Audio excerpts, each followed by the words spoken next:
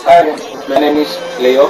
I'm Leo Cadigan, the CEO of Oriental Corporation. Just would like to have a small presentation about our product, new product. So this renewable energy technology current power amplifier. It has a trademark of gold medal award at the recent US 2014 invention show. Although I'm not an engineer, I'm just an entrepreneur, okay? Just would like to ask advanced apology if ever misinterpret something about engineering, okay? So, I would like to present basic principle of this technology, okay? It looks like an inverter, but it's not an inverter. This technology is based on principles of amplification. So we're going to compare this technology inverters. Okay, inverters have outputs. Okay, you have the input and you have the output. This technology doesn't give any voltage output, so it is safe.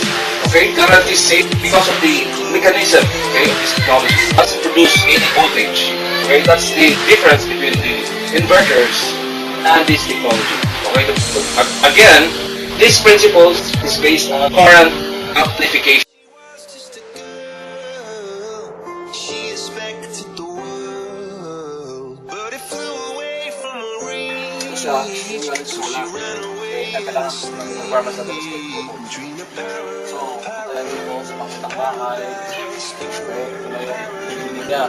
Kaya siya dito sa battery. Ito yung power bank natin. So, ito purpose nito sa dalawang breaker na to. Just in case pag may short circuit, putol siya for safety reason, para iwas sunog. Ito papunta naman to siya sa regulator, control regulator. Okay, so i-regulate niya ngayon. No? Ang kuryente napapunta naman ng dito sa power bank natin. So hindi natin pwede direkta yung kuryente ng solar papuntang battery. So idaan mo natin dito sa controller. Battery, ang tawag to battery controller. Pag aakyat naman yung kuryente, masisira yung solar natin. Kaya dito, ito yung controller. Itong safety gadget to. So ito, ulitin ko. Ito yung mga wire na galing sa solar. Okay? Circuit breaker for safety purposes. Ito na yung mga wire na papuntang regulator natin. Hindi ka naman galing naman sa regulator, papunta naman yan dito sa power bank. Ito yung power bank natin. Ito yung 18 since ang requirement natin is 24 volts. Bawat isa nito is 12 volts. Okay, pero yung amperahe niya, yung AH niya is 200 AH. Okay? Itong isa rin, 200 AH din to. 200 AH din. Okay, 200 AH. So, ito na yun. Okay, connected siya dito ngayon. Ito, connected siya. Ito dito. Positive at saka negative. So, mag-base tayo ng polarity. Okay, law of polarity, positive at saka negative. So, may mga safety gadgets din tayo. Kung tinatawag, may switch tayo dito. Off. Pag sinabi mo off, cut off ang supply. Nanggaling sa taas. Yung DC na DC na supply sa taas, galing solar, cut off kasi naka-off siya. Kasi may tayong safety gadgets na nilagay. So pag i-on natin to, mabalik na naman yung supply sa taas, bababa. Kaya ito yung safety gadgets natin.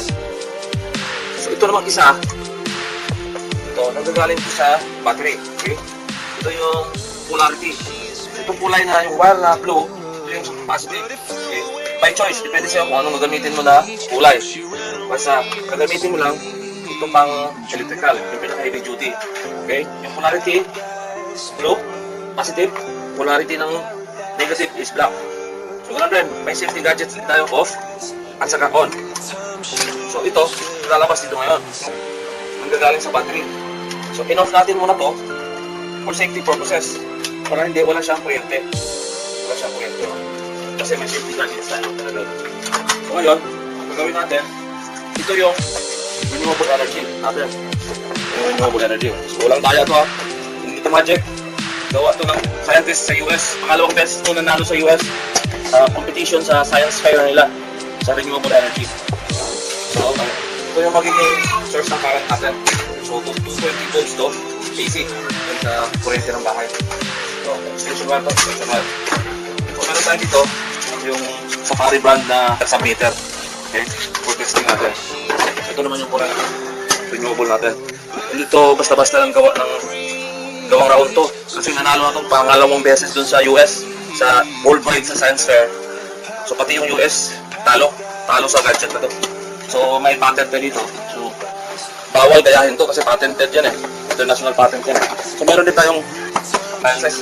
So ito testing natin. Gagawin natin, mag-imagine lang tayo. Ito yung nilay ko. Okay, dalawang portion to, left at sa right. Yung sa right side, ito yung kunwari sa bahay. Yung sa left side, ito yung kunwari bawal. Sa mahal ko, so bawal ko. Galawin. Kunwari lang yan. O. Ito naman, ito yung sa side ng left, ito yung sa miral ko. Bawal natin galawin yan. Kunwari, ito naman yung sa bahay. Sa bahay. Supply na kuryente na sa bahay. Okay? Ito natin yung glasses natin, tired to. Ayan mo. So, titingnan natin yan kung gumagalaw ba itong meter natin.